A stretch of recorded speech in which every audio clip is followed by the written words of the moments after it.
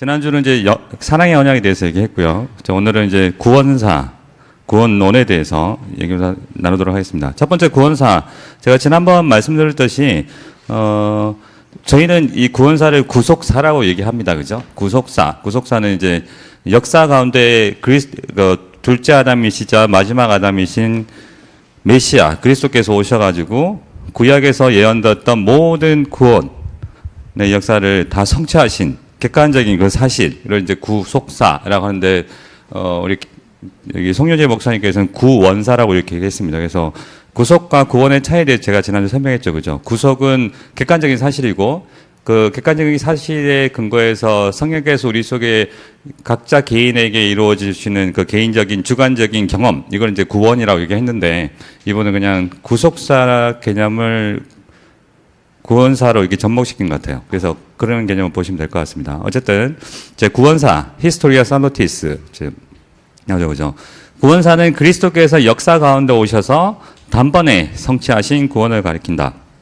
그리스도의 십자가와 부활로 단번에 성취된 객관적인 구원을 말한다. 그죠? 객관적인 거. 그러니까 역사상에 메시아께서 오셔서 누구나 다 볼 수 있게 이루신 그 객관적인 사실을 구속사 또는 구원사라고 하는 겁니다. 그래서 그리스도께서 단번에 죄를 위하여 죽으사 의인으로서 불의한 자를 대신하셨으니 이는 우리를 하나님 앞으로 인도하려 하심이라. 따라서 구원사는 단번에, 영어는 이제 once for all이죠. 여기선 단번에만은 강조하지만 뒤에 보면 또 once for all이 영원이라는 뜻도 있거든요. 그래서 그 뒤에 또 강조하는 부분이 나옵니다.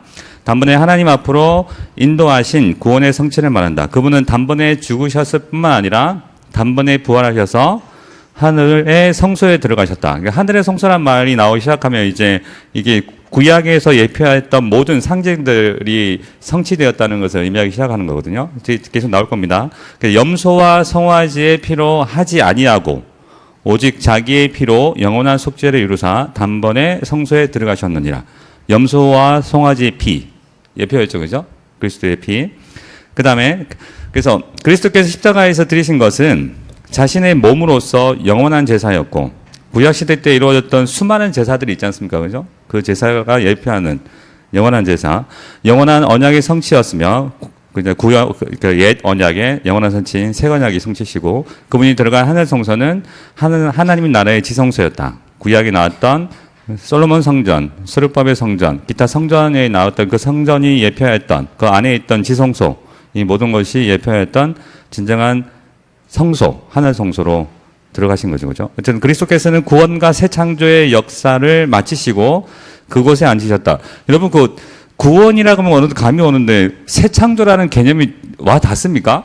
저는 이거 하면서 정말 감사하게 이 게럴드 스포츠 이 책뿐만 아니라 앞에 개핀 교수님이 쓰셨던 그 복잡한 교재를 하면서 새 창조라는 개념이 정말 많이 조금씩 와닿기 시작했어요. 창조라는 말은 전 세계를 다 뒤집어 엎는 거지 않습니까? 그죠? 새 창조는 원래 있던 창조를 다 뒤집어 엎는 거거든요.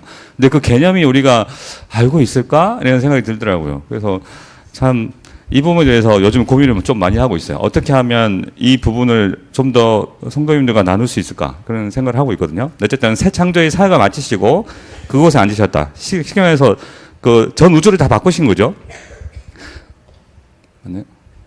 그 다음에 그래서 새로운 아담 또는 둘째 아담, 마지막 아담인 그리스도의 십자가와 부활로 단번에 살아계신 그리스도 안에서 만물이 통일됐습니다. 인간이 연합하고 새로운 피조물이 시작되었다. 새 창조라는 뜻인데 그래서 시작되었다 합니다. 이런 의미로 구원사는 역사의 구원이라고 할 수 있습니다. 구원의 역사가 아니라 역사 자체를 구원한 겁니다. 그죠? 전 세계를 구원한 거죠. 아니 합쳐서 온 우주를 구원하신 거죠. 그렇게 되는 겁니다. 이는 그리스도 안에서 하늘과 땅 만물이 통합되었기 때문이다. 저는 어제 축구를 했는데 축구를 하면 입으로 하나 봅니다. 왜 이렇게 축구만 끝나면 목이 갈까요? 그래서 목이 쉬어가지고 아니 어제 그렇게 소리를 많이 안 지른 것 같은데 어제부터 목이 완전 잠겨가지고 좀 혹시 듣기 좀 거북하시라도 이해해 주시기 바랍니다. 자, 성경적 관점에서 인류의 역사는 아담과 둘째 아담의 역사다. 그러니까 첫 번째 아담과 둘째 아담의 역사. 그렇게 되겠죠. 그렇죠? 그러니까 아담의 역사가 끝나고 첫 번째 아담의 역사가 끝나고 둘째 아담의 역사가 시작되었다. 이 성경은 그러니까 둘째 아담이 오신부터 사실 우리는 계속해서 십자가의 부활과 십자가의 죽으심과 부활에 대해서 강조하고 있지만 그리스도가 오신 건 초림부터 있죠, 그죠? 초림에서는 이제 성육신부터 포함되는 겁니다. 성육신부터 시작된 거죠. 예수님께서 사역을 공생애를 시작하시고 나서부터 말씀하셨던 게 예수님이 말씀 중에서 종말, 그러니까 종말이 되게 멀리 있는 어떤 미래의 어떤 우리가 알 수 없는 어떤 미래의 집정에 대해서 얘기할 때가 있죠, 그죠? 그래서 그때는 양과 염소가 나뉘고 의인과 악인이 나뉘어져 가지고 의인은 하나님 우편에는 양이 왼쪽에 염소가 나뉘는 그런 시점에 대해서 얘기하지 않습니까? 그런 어떤 시점이 올 것이다. 이때는 이제 정말 우리가 알고 있는 재림 이후에 이루어질 종말에 대해서 얘기하시는 것 같지만 어떤 때는 하나님 나라가 가까웠다고 얘기하시잖아요. 그죠? 또 어떤 때는 하나님 나라가 임하였다고 그러잖아요. 그죠? 성령으로서 귀신을 쫓아내면 하나님 나라가 임했다고 그러잖아요. 이 부분에 대해서는 이게 무슨 말이지? 하나님 나라가 왔다는 거야, 안 왔다는 거야. 이렇게 이해하기 어려울 수 있지 않습니까? 그래서 그걸 갖다가 이야기할 때는 확실한 건 한 가지라는 거죠. 일단 구약 때까지는 하나님 나라는 오지 않았다고 봐야 됩니다. 그죠? 왜냐하면 예수님께서 말씀하신 걸 들어보면 구약 시대 그러니까 요한의 예언까지는 아직 이루어지지 않은 거거든요. 그래서 요한보다도 오히려 새 언약 시대에 들어왔던 사람들이 가장 작은 자라 천국에서 가장 작은 자가 요한보다 가장 더 크다고 그러잖아요. 그죠? 그 말은 구약 시대는 아직 하나님 나라가 오지 않았다고 보는 게 맞습니다. 그죠? 그럼 예표가 된 거지, 예표된 거고. 신약 시대에 들어보면서 예수님이 오셨고, 아직 우리가 생각할 때는 분명히 계속 교회에서 배울 때는 예수님께서 십자가에 죽으시고 부활 승천하셔서 우리에게 성령을 주셔야지 하나님 나라가 임했다고 그러는데 왜 예수님께서는 그렇게 얘기하실까라고 고민을 해볼 때 하나님 나라는 메시아와 함께 움직인다는 겁니다. 메시아. 그렇죠. 그리스도와 함께 움직이는 거죠. 그리스도께서 성육신하고 오시면서부터는 이제 거기에서는 하나님 나라가 시작됐다고 보는 게 맞죠. 그렇게 성경을 얘기하고 있다는 겁니다. 제가 얘기하는 게 아니라. 그렇죠? 그래서 예수님 입장에서 생각할 때는 하나님 나라가 있는 겁니다. 그리고 멀리 볼 때도 하나님 나라가 있는 거죠. 그래서 크게 보면 분기점이 두 가지가 있는데요. 예수님의 십자가에 죽으심과 부활이 큰 게 분기점이 하나가 있고 예수님이 재림이 이제 분기점이 두 개가 크게 보면 두 가지가 있고 그래서 예수님이 죽으심과 부활하심 여기서 이제 오시면 이제 완전히 객관적으로 공식적으로 공간적인 의미에서 하나님의 새하늘과 새 땅이 시작되는 거죠, 그죠? 그 다음에 예수님이 재림하시면 완전 이제 새하늘과 새 땅이 되는 거고 그렇게 포함되는 건데 근데 예수님의 예수님의 성육신과 그리고 예수님의 십자가에 죽으심과 부활 그 사이에서도 마찬가지로 우리가 생각할 때는 전 세계적으로 임하지 않았지만 그리스도와 함께 하나님 나라가 움직이고 있다고 봐야 되는 겁니다. 이렇게. 그래서 그렇게 이해할 때 우리가 하나님 나라의 개념에 대해서 좀 더 그러면 도대체 하나님 나라가 도대체 언제 왔다는 거지? 이렇게 고민할 때가 하면 그리스도와 함께 하나님 나라가 같이 움직이는구나 이렇게 생각하시면 되고 그 다음에 그리스도께서 부활 승천하셔가지고 본인의 영 구할 승천하셔서 하나님께 받은 그 영을 온 세계 보냈을 때는 이제 온 세계가 어떻게 되는 겁니까? 하나님 나라가 되는 거죠. 그렇게 보시면 될 것 같습니다. 그래서 그 부분에 대해서도 제가 따로 강의를 할까 하다가 그냥 이렇게 잠깐 요약하고 넘어가도록 하겠습니다. 어쨌든 성경적 관점에서 인류의 역사는 아담과 둘째 아담의 역사다. 아담의 역사가 끝나고 둘째 아담의 역사가 시작되었다. 성경은 이것을 하나의 악한 세대가 끝나고 다른 새로운 의의 세대가 시작된 것이라고 했다. 그죠? 그래서 그리스도께서 하나님 곧 우리 아버지의 뜻을 따라 이 악한 세대에서 우리를 건지시려고 우리 죄를 대속하기 위하여 자기 몸을 주셨으니 영광이 그에게 세세토록 있을지어다 하며. 이때 제가 저를 한번 이 구절을 가지고 지지난주에 한번 강의를 했던 것 같은데 건지신다는 말은 무슨 말입니까? 다른 장소로 옮긴다는 거죠. 그죠? 여기서 잡아서 딴 데로 데리러 간다는 겁니다. 그죠? 이해되시죠? 그죠? 그리고 이 건지시려고 가지고 두 가지 질문을 했지 않습니까? 그러니까 첫 번째 어디로 가는지, 두 번째 언제 일어나는지, 그죠? 근데 어디로 가는지에 대해서는 새로운 여기서는 안 나오지만 나중에 이제 그리스도의 하나님의 아들의 나라로 옮긴다고 얘기하셨고 건지셨다는 말은 나중에 다른 구절과 합쳤을 때 이미 이루어진 일이라고 이렇게 말씀을 드렸던 기억이 납니다. 그래서 이미 일어난 세대, 그래서 이미 이루어진 일이라고 얘기하는 거죠. 자, 이 모든 날 마지막 날에 아들을 통하여 우리에게 말씀하셨으니 이 아들을 만유의 상속자로 세우시고 또 그로 말미암아 모든 세계를 지으셨느니라. 자, 그래서 이 히브리서 1장 2절 담임 목사님께서 강의하실 때 모든 세계는 투스 아이오나스 아이온이 이제 투스 아이오나스는 두 세대라는 뜻이잖아요. 세대들 세상들로서 성경의 두 세대 또는 두 세상이 마주치는 지점이라고 했지 않습니까? 그죠? 그리스도께서 오신 그 지점이 두 세대가 겹쳐지는 부분이라고 그렇게 강의를 하셨습니다. 기억나십니까? 지금도 하고 계시잖아요. 그죠? 그 부분. 한 세대 한 세대가 따로따로 있는 게 아니라 그 겹쳐진 세대가 이루어졌다는 거. 그리스도께서 오심으로. 그러면서 어떻게 됩니까? 이 세대와 오늘 세대가 합쳐진 거죠. 이렇게. 합쳐졌다는 그 얘기를 그대로 하고 있습니다.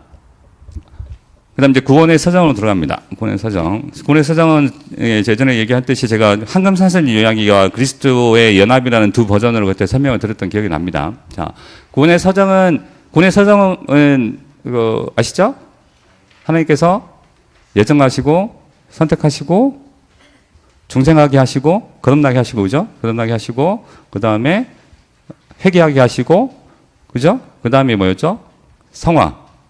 의롭게 하시고 그죠? 의롭게 하시고, 회개하게 하시고, 그 다음에 거룩하게 하시고, 나중에 영화롭게 하신다. 그 과정, 그 사이에 이제, 양자됨이 있죠. 양자됨, 아들, 우리 아들 사모심, 자녀 사모심이 있습니다. 어쨌든, 자, 구원의 서정은 그리스도께서 단번에 성취하신 구원사를 성령께서 믿는 각 사람에게 적용하는 구원을 말한다. 객관적인 구원사, 조금 전에 말했던 히스토리아 살루티스가 주관적인 구원의 서정을 가능하게 한다. 그러니까 오로드 살루티스인데, 그러니까 우리에게 여기서 계속 말하고 싶은 건 별거 아닙니다. 딱 하나예요. 우리가 누리는 구원의 서정은 객관적인 구원사로 통해서 들어왔다는 겁니다. 그게 없으면 의미가 없다는 겁니다. 그런데 우리는 계속 그걸 까먹는다는 거죠. 까먹고 살아간다는 겁니다. 구원의 서정은 그리스도께서 승천하고 하나님과 연합하고 통일하신 만물의 새로움을 성령께서 각 사람에게 인치시는 과정이다. 이미 이루신 것을 각 개인에게 적용하고 있는 거죠. 그죠? 성령을 받는 중생은, 거듭남은 그리스도와 함께 하나님과 연합하여 이미 새롭게 된 만물의 새 창조에 동참하는 사건이다. 이 창조는 그래서 계속 제가 창조를 얘기하는데 창조는 개인에게 일어나는 일이 아닙니다. 그죠? 전 세계에 다 일어났다는 거, 새로운 창조가 다 일어났다는 거죠. 그죠? 이제 그게 우리 속에 이제 개인적으로 적용된다는 그 얘기를 하고 있는 겁니다. 따라서 십자가와 부활을 통한, 이때 십자가를 얘기하면 다 예수님의 죽으심을 얘기하는 겁니다. 십자가와 부활을 통한 구원의, 역사의 구원이 먼저 있고, 그 후에 성령으로 인한 개인의 구원이 있다. 그렇죠? 그러면 관심을 가지셔야죠. 여러분들은 사실 복받은 분이십니다. 그런데도 불구하고 아직 역사의 구원, 객관적인 히스토리와 살루티스에 대해서 관심이 별로 없는 분이 계신데, 관심을 가지셔야 돼요. 그래야지 여러분이 더 크게 볼 수 있는 겁니다. 더 크게. 제가 화요일날 설교로 준비하고 있는 건데, 십계명 마지막 말씀이 탐하지 말라고 그러잖아요. 그죠? 근데 이 탐하지 말라는 개념이 단순히 탐하지 말라는 개념이 아니라, 그러니까 우리 욕심에 따라서 살라는 게 아니라 오히려 더 큰 것을 탐하라는 뜻입니다. 그래서 예수님께서 뭐라고 그럽니까? 그의 나라와 그의 의를 구하라고 그러잖아요. 더 큰 걸 가면 탐하라는 뜻입니다. 그죠? 역사의 구원에 대해서 아셔야지 이제 그걸 가능한 거죠. 근데 개인에게만 집중되어 있으면, 나 구원받았나? 내가 계속 거룩하게 되고 있나? 이런 것만 집중하고 있으니까 되게 사람이 좁아지는 거죠. 그리고 다른 사람한테 관심이 없어요, 별로.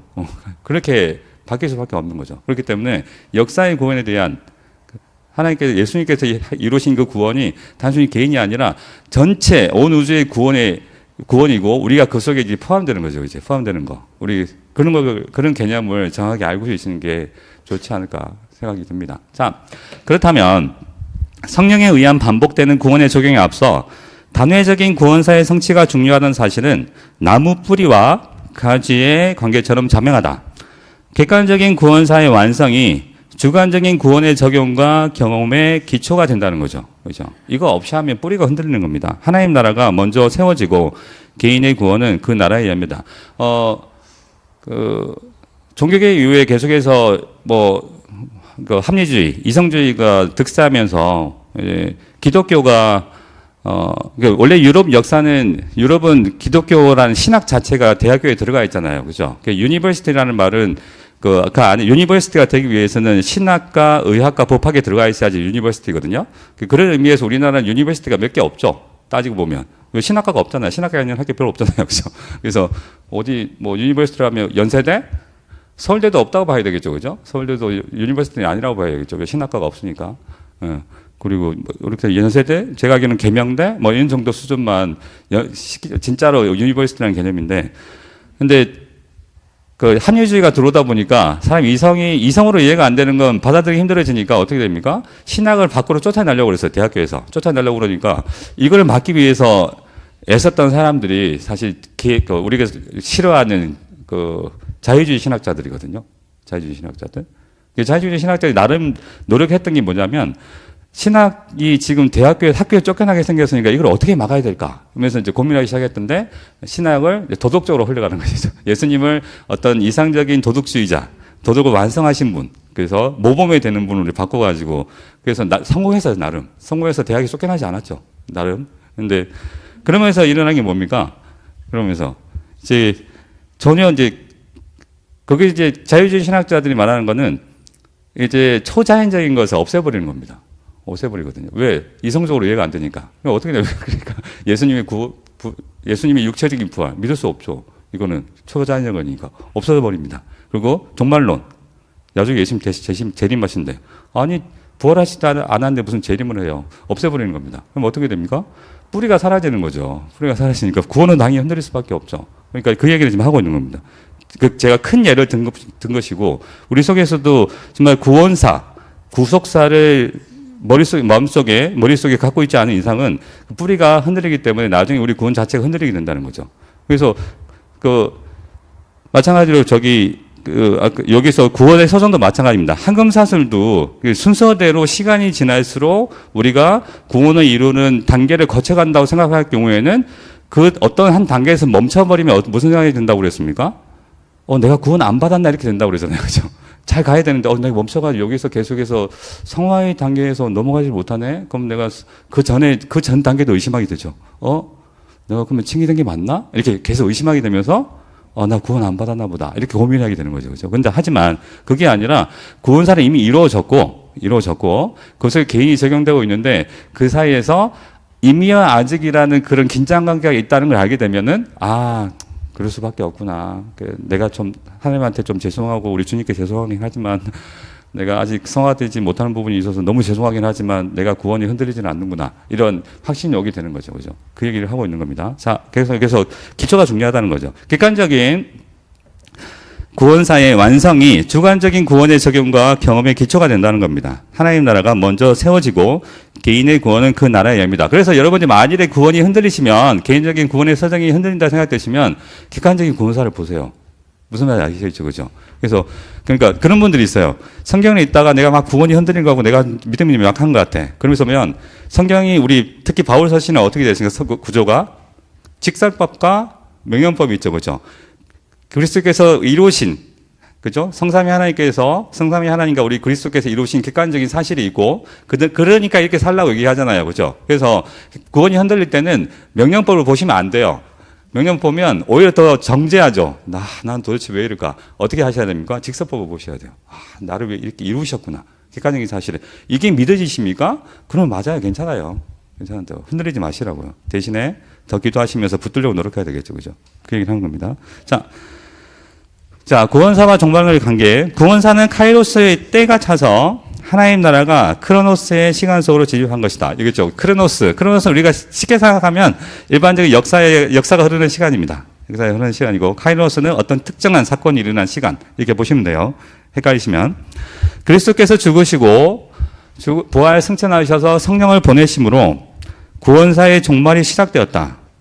베드로는 성령의 강림 사건을 구약에서 종말로 여긴 말세의 시작으로 보았다. 그렇죠? 종말은 우리가 계속해서 그전까지는 종말은 예수님이 재림하실 때라고 생각했는데 그게 아니라 종말은 성령을 보내신 것과 동시에 시작됐다는 거죠. 그죠? 하나님이 말씀하시기를 말세에 내가 내 영을 모든 육체에 부어주리라. 말세가 언제인지 아십니까? 말세는 예수님 오시고 종말 때까지를 말세라고 그럽니다. 아시겠죠? 우리가 지금 말세의 시기를 살아가고 계신 거예요, 지금. 알겠죠? 말세의 개념.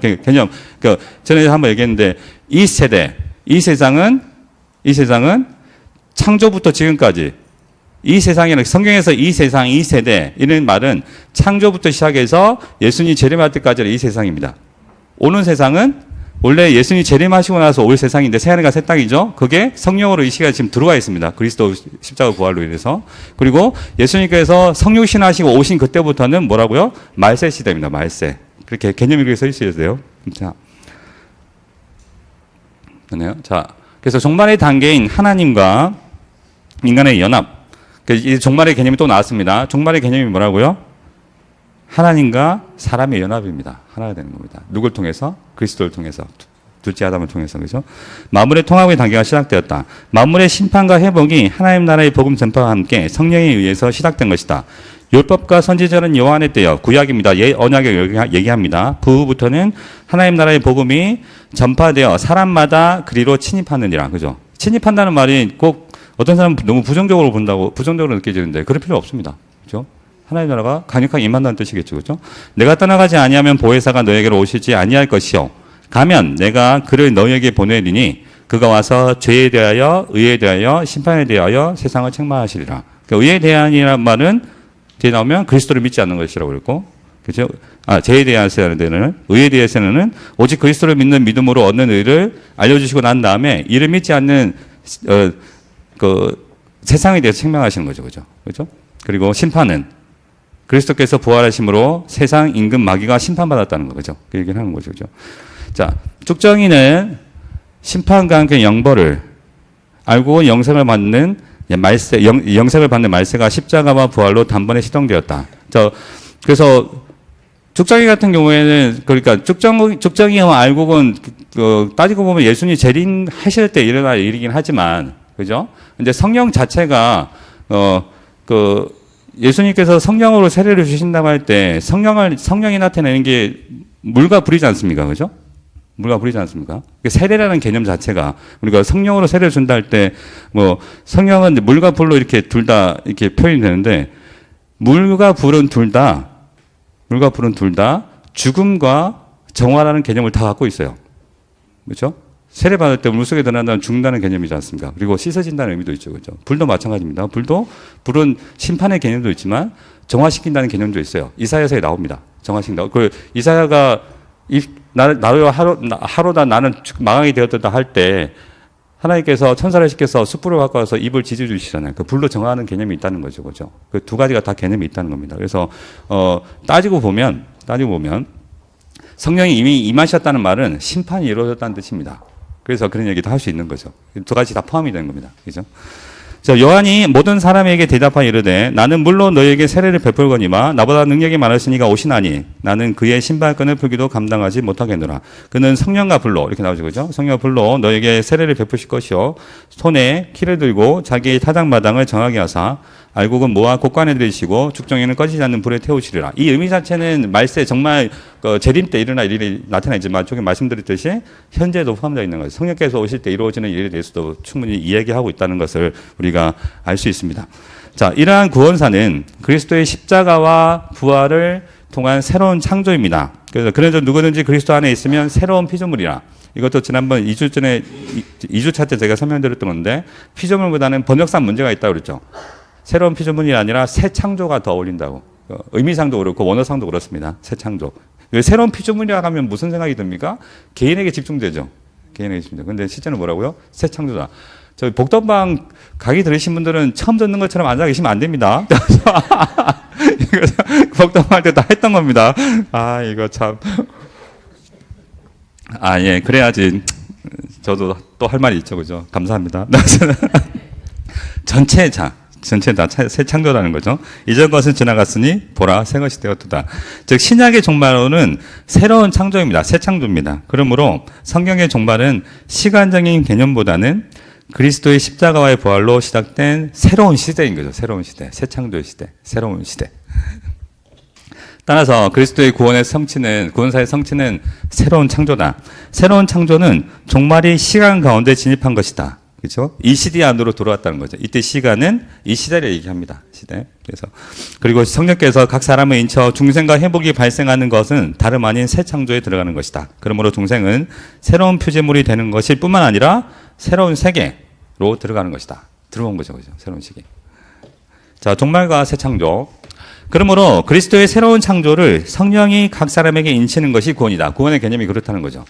이루신 것을 개인에게 이룬 겁니다. 인치는 거. 그 안에서 너희도 진리의 말씀 곧 너희의 구원의 복음을 듣고 그 안에서 또한 믿어 약속의 성령으로 인치심을 받았으니 이는 우리 기업의 보증이 되사 얻으신 그것을 속량하시고 그의 영광을 찬송하게 하려 하심이라. 아멘. 자, 그리스도의 부활과 승천 이후 성령과 함께 하나님 나라가 이 땅에 공식적으로 임하였다. 하늘과 땅이 그리스도 안에서 통합된 구원사의 성취로 인해 하나님의 나라가 성령과 함께 이 땅에 계시되었다. 저는 지금 이걸 읽으면서 제가 첫 번째 시간에 그 설명드렸던 그 표 기억나십니까? 그죠? 그런 제가 그 표를 이거 제가 이거 책을 정리하고 또 송년회 목사님 강의 듣고 한 목사님 설교를 듣고 강의를 듣고 이제 표를 정리를 했는데 저는 그 표를 다 설명했기 때문에 했던 얘기 또 하는 것 같아요. 했던 얘기 또 하는 것 같아서 되게 죄송하거든요. 근데 여러분들 표정을 보면 그런 것 같지는 않아요. 그래서 얼마나 다행인지 모르겠습니다. 그래서 그 표는 제가 중간에 한 번씩 하여튼 이번 강의가 진행되는 동안 한두 번 더 할 예정이니까 그 표를 여러분들이 설명할 수 있으면 거의 다 정리가 됐다고 보시면 돼요. 그래서 그 표를 나중에 첫 번째 강의 때 못 오신 분들 계시죠, 그죠? 그래서 나중에 한 번 더 할 생각입니다. 자, 이 땅에 계시되었다. 하나님의 능력이 그리스도 안에서 역사하사 죽은 자들 가운데서 다시 살리시고 하늘에서 자기의 오른편에 앉으사 모든 통치와 권세와 능력과 주권과 이 세상뿐 아니라 오는 세상에 일컫는 모든 이름 위에 뛰어나게 하시고 또 만물을 그의 발 아래에 복종하게 하시고 또 그가 우리를 흑암의 권세에서 건져내사 그의 사랑의 아들의 나라로 옮기셨으니 그 아들 안에서 우리가 속량 곧 죄사함을 얻었도다. 자, 새 창조와 교회. 따라서 하나님의 처소인 교회는 이미 구원사의 성취에 동참하여 일으킴을 받은 종말론적인 공동체다. 뭐죠? 하나님과 만나는 공동체라는 겁니다. 여러분 개인들도 만나지만 같이 만나는 겁니다. 같이 그리스도 안에서. 그렇죠? 여러분 지치지 않습니까? 그렇죠? 자, 허물로 죽은 우리를 여기 우리라고 되어 있습니다, 여러분. 내가 아닙니다. 예, 우리를 그리스도와 함께 살리셨고 너희는 은혜로 구원을 받은 것이라. 자, 성령에 의해서 새로운 피조물로 지원받은 새 창조가 시작되었고 하나님 나라는 복음이 이 땅에서 전파된과 함께 그리스도께서 재림하실 때에 완성될 것입니다. 그렇게 되겠죠. 점점 확장되어 가고 있으니까 성령의 사역은 그래서 우리는 따지고 보면 그 세상이 너무 악해진다고 해서 너무 그렇게 비관적으로 보실 거 없습니다. 왜냐하면 하나님 나라는 계속 확장되고 있기 때문에 그런 의미에서. 그래서 제가 KMS 수업 들을 때 변증학 수업을 듣는데 어떤 지금 정확한 과제 제목은 기억이 안 나요. 그래서 과제 내용을 보면 과제를 정리하면서 되게 부정적으로 썼거든요. 그래서 점수가 별로 잘 안 나왔어요. 생각해 보니까 제가 잘못 이해한 거죠, 그렇죠? 그렇죠? 우리 성령께서 계속 역사하시면서 하나님 나라 확장된다는 개념에 있어서는 우리가 겉으로 보이기에는 세상이 너무 악해지고 있지만 그 이면을 볼 때는 이미 하나님 나라를 점점 확장하고 있는 거죠. 확장되고 있기 때문에 오히려 긍정적으로 바라봐야 된다. 그렇게 됐던 거죠. 자, 이런 관점에서 땅의 교회는 구원사적 성취의 열매로서 만물을 새롭게 하는 성령의 역사에 이미 동참한 상태입니다. 그렇죠? 따라서 복음 전파는 영혼의 구원뿐만 아니라 구원사의 성취로 시작된 새로운 창조를 성령을 통해 선포하고 하나님 나라를 나타내는 사명이 되어야 한다는 겁니다. 우리가 하는 일이죠. 즉 사적인 복음이 아닌 공공성이죠. 공공성이 뭡니까? 개인에 치중된 게 아니라 전체 공동체의 유익을 위해서 공동체가 추구하는 가치, 그렇죠? 그걸 공유하고 나누는 거죠, 그렇죠? 그리고 전파하는 겁니다. 그래서 계속해서 뭐라고 할까요? 종교개혁 이후에 그 다음에 이루어졌던 게 예를 들면 기독교 스칼라주의가 등장하면서 교리를 굉장히 정교하게 만들어가거든요. 논리적으로 변해갑니다. 사람들이. 이게 논리적으로 변해가니까 머리는 아는데 몸이 못 따라주는 거죠. 그러니까 삶과 신앙이 이제 괴리가 일어나는 거죠. 그랬더니 주위에서 욕하죠. 뭐야, 예수님 믿는다고 그러면서 왜 삶이 저래? 그러니까 어떻게 나옵니까? 그 다음 나왔던 게 경건주의거든요. 경건주의가 뭐냐면 개인의 경건, 약간 개인적인 체험을 강조하면서 이제 새로운 삶에 대해서 자기 신자의 삶에 대해서 강조하기 시작하는 거죠. 또 너무 그래서 경건주의, 개인적으로 너무 치우치니까 신비주의로 너무 빠지는 거죠. 문제가 되네? 그럼 다시 이제 이성으로 돌아가는 거죠. 그래서 이게 원래 역사를 보면 그래요. 너무 교리적으로 완성됐다가 개인에 집중됐다가 교리적으로 또 갔다가 이성과 감성이 왔다 갔다 하거든요. 왔다 갔다. 역사가 계속 그렇게 일어나는 거죠. 그러면서 이제 점점 종말론에 대한 개념이 약해지는 겁니다. 공동체에 대한 개념이 약해지는 거죠. 그러면서 오히려 가면서 개인의 지식을 얼마나 알고 있는지, 아니면 내가 얼마나 하나님과 교제하는지, 이런 개인적인 계속 집중하다 보니까 공공성이 점점 약해지는 겁니다. 약해지는 거죠. 이제 실제로 하나님께서 원하셨던 것은 그리스도께서 죽으시고 이루신 부활의 성취로 이루어진 이 땅에 이루어진 종말론은 그런 의미가 아니라는 겁니다. 그렇죠? 공공성을 갖게 되는 겁니다. 그래서 여기 말씀하시는 게 복음이 인격적인 것과 개인적인 것은 다릅니다. 그죠? 하나님 나라의 복음은 하나님과 공동체와 세상 사람과의 관계에 있어서 거룩과 사랑으로 나타나는 인격적인 모습을 나타내는 것이지 개인주의가 아니라는 거죠. 그죠? 나만 잘 살면 된다 이런 개념이 아니죠. 그래서 여러분 교회 안에서 개인적인 성향이 강한 사람도 있죠. 보면 혼자서는 정말 잘 지냅니다. 근데 성향이 있을 수 있죠. 그러니까 약간 하나님께서 주신 분명 기질이 있는 것 같아요. 그래서 내성적인 것도 있고 외성적인 것도 있고, 얼마 전에 보니까 외향적인 사람이 내성적일 수 있다고 그러대요. 그 에너지를 어디서 얻는지가 중요한 거지. 혼자 있으면서 에너지를 얻고 사람 만나서 즐겁고 뭐 이런 사람들은 내성적이면서 외향적인 사람. 반면에 내성적이면서 내향적인 사람은 혼자서 아무것도 안 하고 집에서 가만히 있는 사람도 있죠. 그럼에도 불구하고 성령이 우리 속에 임하시면 다른 사람한테 관심을 가질 수밖에 없습니다. 그게 범위가 개인에 따라 성향에 따라서 좁고 넓을 수는 있겠지만, 다른 사람한테 신앙생활을 한다는데 다른 사람한테 전혀 관심이 없고 공동체 생활에 관심이 없다. 이건 문제가 있는 겁니다. 분명히. 이거는 기질상 잘하는 사람이 있겠지만 본인을 돌아보시면 알 거예요. 제가 지난주 제 아내 예를 들었지 않습니까? 제 아내 정말 개인주의 강한데 저도 그랬어요. 죄송합니다. 강조하기 위해서 얘기하면 죄송합니다.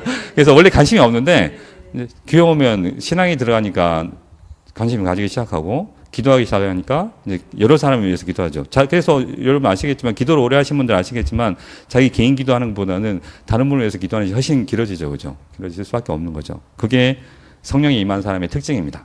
그렇죠? 개인적이 아니라는 거죠. 인격적인 거죠. 그래서 즉 하나님과 연합은 인격적이지만 개인을 위한 것만은 아니다. 하나님 나라의 복음은 언약 공동체의 교회를 전제로 하고 있습니다.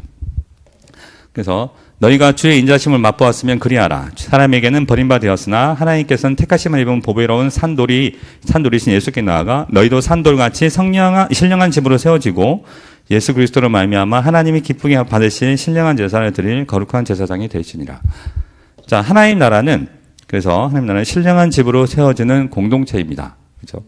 하나님 나라는 개인의 체험 이전에 먼저 새로운 언약 공동체인 교회를 통해 표현되고 구현됩니다. 하나님께서 그렇게 정하셨습니다. 그래서 여러분들이 신앙이 성장하고 싶으면 개인에 집중하시면 안 돼요. 그죠? 아니, 개인도 왔다 갔다 해야 되지만 개인에 집중하고 있는 사람은 절대 신앙 성장이 없습니다. 자세히 보십시오. 자기들 스스로 돌아보신 경험도, 여러분들이 하셨던 경험도 떠올려 보시면 될 거예요. 신앙이 성장할수록, 믿음이 깊어질수록 관심이 많아져요. 교회. 그리고 뭔가 더 하고 싶죠. 그죠? 더 해주고 싶고, 그런 게 자연스럽게 구현되는 거죠. 구원사의 성취를 통해 시작된 하나님 나라는 인격적이면서 공공성을 갖는다. 그리스도 안에서 하늘과 땅, 만물의 통일은 구원사의 서사이며 공공성의 선포라는 거죠. 혼자서 이루어지지 않습니다. 그래서 그다음 계시 역사의 종료입니다. 구원사의 성취는 신구약 성경의 계시사의 종료와 일치한다. 그죠? 더 이상 하나님의 말씀이 주어지는 계시는 없습니다. 그리스도께서는 마지막 아담이면서 마지막 계시다. 십자가와 부활은 구원사를 성취한 동시에 하나님의 말씀인 신구약 성경의 정경을 닫히게 한다. 그리스도의 구원 성취와 직결된 구원사와 계시사는 인과관계에 있다. 십자가와 부활로 구원사가 성취되었고 하늘과 땅 만물이 통합되자 그 시기에 맞춰 신구약 정경도 닫혔습니다. 그렇죠? 그래서 이 모든 날 마지막에 하나님이 아들을 통하여 말씀하신 것으로 이미 이제 끝났다는 거죠. 충분하다는 겁니다.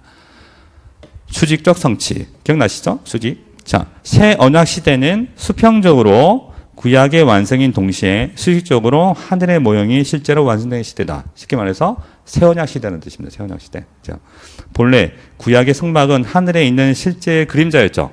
쭉 나옵니다. 그죠? 그게 이제 히브리서가 그 히브리스 9장에 이제 쭉 나오죠. 히브리스 9장이 레이기 안식일 나오는 게 16장인가 16장인가요? 그거랑 이제 비교하면서 계속 얘기하는데요.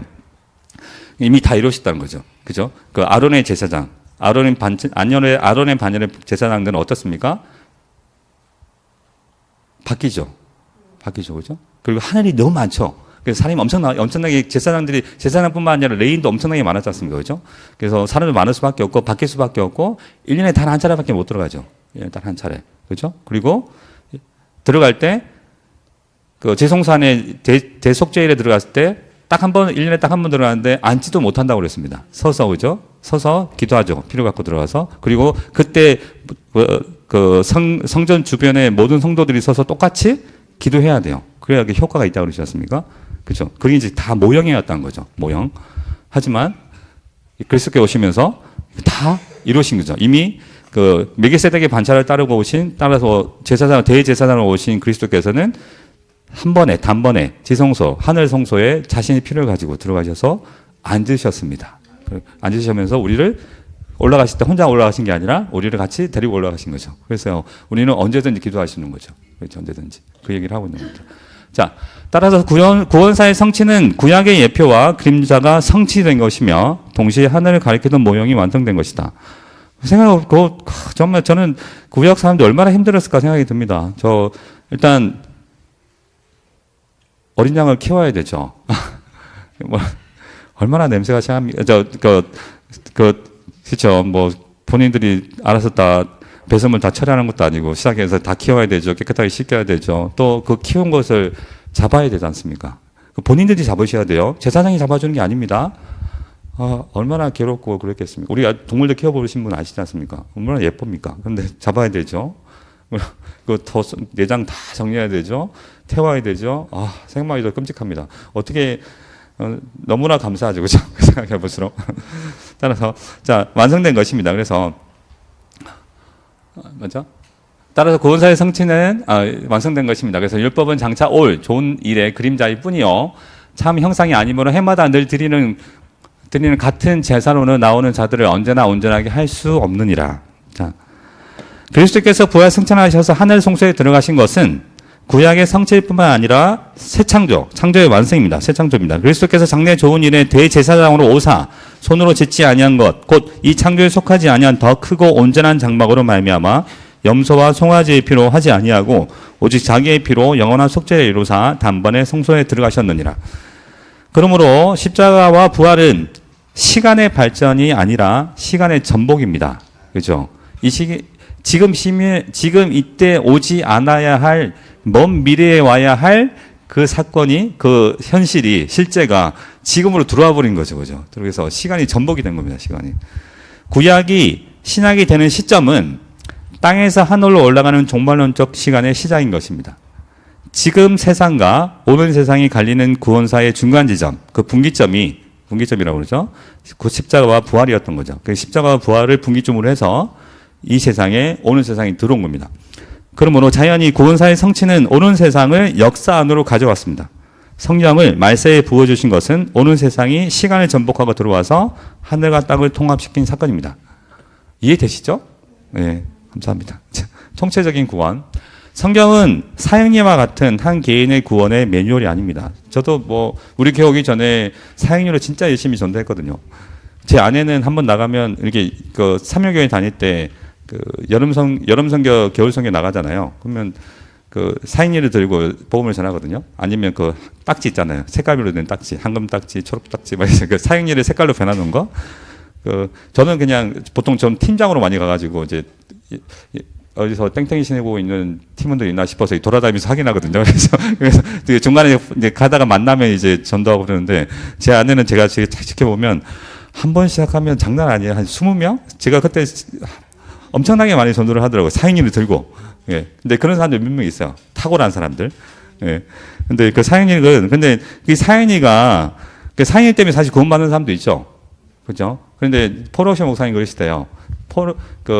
그러면 사실 사형이라는 그 단순한 복음 제시에도 불구하고 구원을 주시는 거지. 이것 때문에 구원 주시는 건 아니라는 거죠. 너무나 이게 제한되어 있는 거죠. 그죠? 너무, 그래서. 어쨌든 너무 개인적이라는 겁니다. 어쨌든 리델보스는 십자가와 부활을 중시했던 종교개혁 시대와는 달리 후대의 신학은 이렇게 나왔죠. 경건주의, 신비주의. 경건주의가 심해지면 신비주의로 갑니다.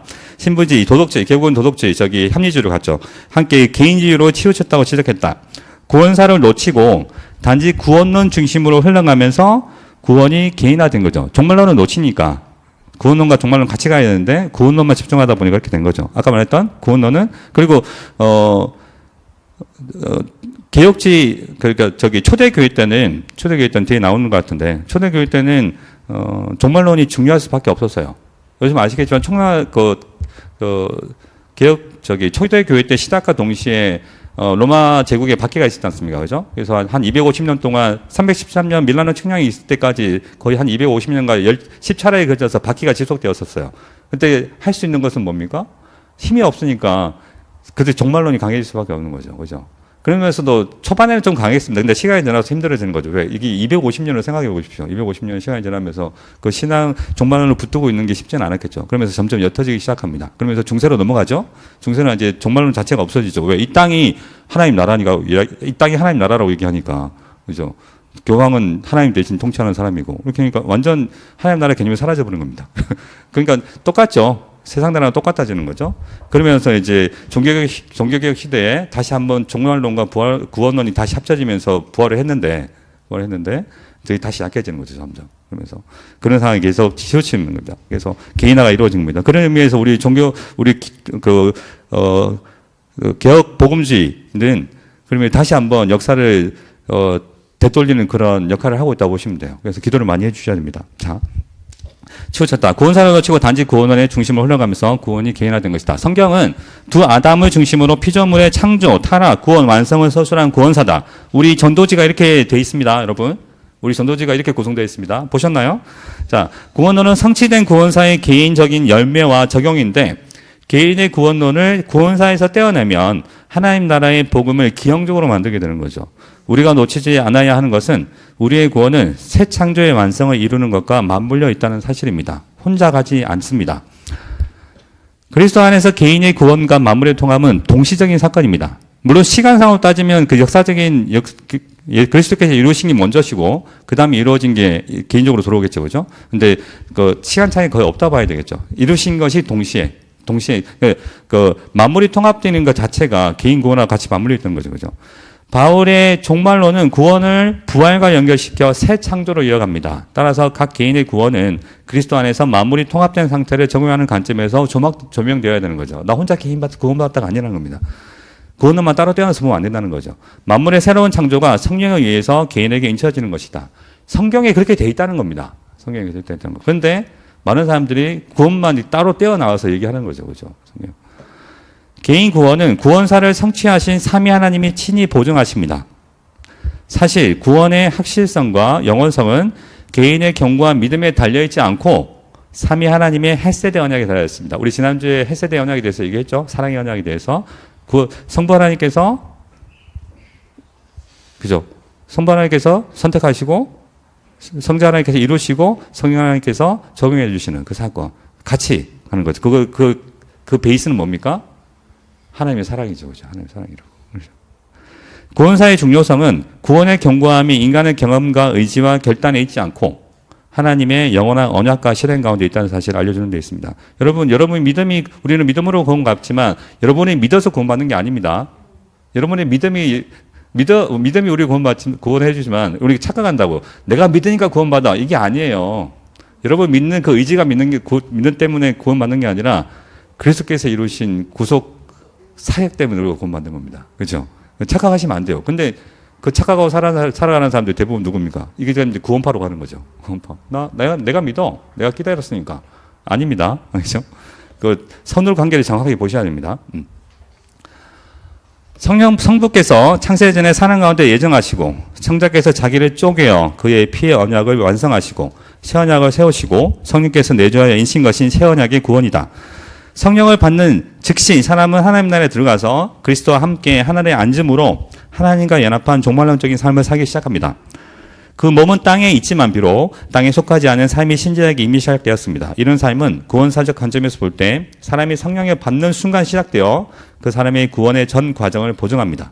성령 자체가 그걸 보증한다는 거죠. 각 개인의 구원과 확실성은 하나님 나라가 성령으로 받쳐주고 보증해준다. 이게 이제 초실절에 대한 개념이 나오는데요. 그 초실절은 구원의 초실절은 그리스도께서 부활의 첫 열매가 되셨다는 얘기 나오지 않습니까? 그죠? 초실절. 초실절의 개념은 우리가 여기서 다뤄야 되나? 초실절은 다음 주에 다루도록 하겠습니다. 성령께서 성도의 부활이 보정되신 것은 독특한 구원사적인 사건입니다. 죽을 것이 생명에 삭힌 바 되게 하려 함이라. 곧 이것을 우리에게 이루게 하시고 보증으로 성령을 우리에게 주신 이는 하나님이시니라. 자, 그리스도와 함께 일으킴을 받아 올라간 하늘의 공간은 이미 영원하다. 그리스도의 부활과 승천과 하늘의 공간이 영원한 것처럼 성도의 구원은 영원하고 확정적이다. 제가 마음이 급해집니다. 이거 끝내야 되니까. 그렇다면 구원은 원칙적으로 미래의 천국을 기다리는 시간적인 요소가 아니라 땅에서 하늘로 이동한 공간적인 요소가 중요해지는 겁니다. 그죠? 이미 이동했다는 거죠. 구원을 위하여 말세를 기다릴 필요가 없는 겁니다. 없이 이미 말세가 아닙니다. 종말입니다. 이거 아마 이거는 종말인 것 같아요. 말세가 아니라 구원을 위하여 종말을 기다릴 필요 없이 이미 아래에서 위로 일으킴을 받은 사실에서 구원을 얻은 것입니다. 그러므로 구원은 미래에 있지 않고 성령에 의해 십자가와 부활에 동참하여 하늘에 단번에 앉은 현재도 있는 거죠. 그러한 종말론적 현재가 그리스도 안에서 이미 시작되었습니다. 그래서 베드로가 증언하게 나옵니다. 이거 한번 읽어보시고요. 다음 가겠습니다. 베드로는 땅에서 얻은 구원이 단번에 하늘에 간직되었다고 말합니다. 간직되었다고. 그렇죠. 바울처럼 구원과 부활을 동일한 사건으로 이해하고 있습니다. 그러니까 바울이 너무 강하게 얘기하니까 다른 사람들은 얘기하지 않았다 이렇게 얘기하는데 일반 서신 얘기하죠. 일반 서신 또는 공동 서신이라고 그러는데 바울 서신이 왜 일반 서신, 공동 서신을 얘기하는데 일반 서신과 그러니까 공동 서신은 이게 그러니까 구원과 부활을 동일한 사건으로 말하는 부분이 좀 짧아요. 그냥 짧은 부분이에요. 그냥 뭉뚱그려서 얘기해요. 뭉뚱그려서 깊게 얘기 안 하고 아마도 저희 학자도 그렇고 저도 그렇게 생각하는데 이미 바울의 서신서가 퍼져 있다는 걸 알고 있고 가장 세세하게 얘기됐다는 걸 알고 있기 때문에 다른 야고보서, 베드로서, 베드로전후서 이런 분들 요한일서 2서 3서 이런 분들은 그냥 이미 그걸 전제로 하고 얘기를 하셨다고 저는 생각을 하거든요. 그렇기 때문에 그래서 보통 비판하는 사람들은 봐라 바울이 얘기한 것과 다른 사도들 얘기한 게 다르다 이렇게 얘기하는데 그게 아니라 전제를 하고 있다는 거죠. 그렇게 보시면 될 것 같습니다. 어쨌든 베드로는 땅에서 얻은 구원이 단번에 하늘에서 간직되었다 말한다. 그도 바울처럼 구원과 부활을 동일한 사건으로 이해한다. 그리스도께서 부활하신 우리를 거듭나게 하신 것이 베드로 역시 구원과 종말론을 같은 선상에 놓고 있다는 겁니다. 같은 선상에. 구원사의 성취는 땅과 하늘을 즉시 통합시켰다. 그리스도께서 완전한 아담이 되셔서 친히 먼저 부활하시고 하나님과 연합하여 우리 신자의 삶을 땅에서 하늘로 옮겨 놓으셨다. 계속 같은 말을 하고 있습니다. 그죠? 왜 계속 같은 말을 얘기할까요? 제발 좀 기억하시라고. 기록된 바 첫사람 아담은 생명이 되었다 함과 같이 마지막 아담은 살려주는 영이 되었나니 첫사람은 땅에서 나서니 흙에 속한 자이거니와 둘째 사람은 하늘에 나셨느니라. 자, 이의 구원은 단순한 땅의 사건이 아니라 하늘에 앉아서 하늘에 썩지 않는 소망을 누리는 삶이 되었습니다. 구원사와 구원론은 분리할 수 없는 뿌리와 열매 관계입니다. 나무의 뿌리가 깊고 튼튼하면 가지와 열매도 굳고 풍성하듯 부활로 하늘에 간직된 구원은 땅에서의 소망을 지켜주고 보호해 줍니다. 자, 그래서 엄격하게 말하면 믿음이 구원을 보증하는 것이 아니라 믿음을 주신 성령과 믿음으로 연합한 그리스도와 하나님 나라가 우리의 구원을 보증합니다. 그렇죠? 우리의 소망 소망이 여기 있다는 걸 아셔야 되는 거죠. 이러한 세원학적 관점은 그리스도의 십자가와 부활을 개인의 구원 수단으로만 이해하지 않고 도리어 구원의 확신과 함께 하나님 나라와 의를 구하도록 인도하는 게 되는 것입니다. 예, 오늘 여기까지 하겠습니다. 네. 혹시 질문 있으십니까?